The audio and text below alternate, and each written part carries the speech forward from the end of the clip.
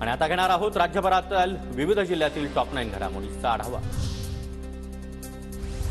परभणी जिल्ह्यामध्ये पाण्याची स्थिती चिंताजनक। 9 लघु प्रकल्पांमधील पाणी पातळी घटली तर 8 प्रकल्प कोरडे ठाक। प्रशासनाने पाण्याचं नियोजन करण्याची गरज।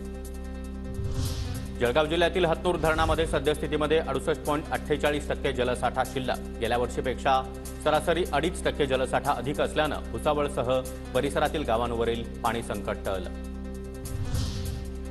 चंद्रपूर जिल्ह्यातील गडचांदूर परिसरामध्ये अवकाळी पावसासह गारपीट। रब्बी हंगामातील पिकांना फटका बसण्याची शक्यता। गडचिरोली जिल्ह्यामधील काही भागामध्ये अवकाळी मुसळधार पाऊस। मुलचेर आणि चामोर्शी तालुक्यामध्ये 2 तासांपासून मुसळधार पावसाचा फटका। अवकाळी पावसानं पिकांचं अतोनात नुकसान। चैत्र पौर्णिमेच्या यात्रेनिमित्त तुळजाभवानी मातेचं मंदिर 22 तास दर्शनासाठी खुलं राहणार। मंदिर संस्थांची माहिती। कोकणामध्ये शिमगोत्सव होलिका उत्सवाची धूम। ढोल ताशांच्या गजरामध्ये शिमगोत्सवाला जल्लोषात सुरुवात। सिंधुदुर्गातील चिपी विमानतळावरून आता बंगळुरूची सेवा सुरू। सिंधुदुर्ग विमानतळावरून फ्लाय 91 ही विमान कंपनी पहिल्या टप्प्यामध्ये हैदराबाद आणि बंगळुरू सेवा सुरू करणार। पुढील महिन्यामध्ये सिंधुदुर्ग पुणे शिर्डी अशी सेवा देखील सुरू होणार।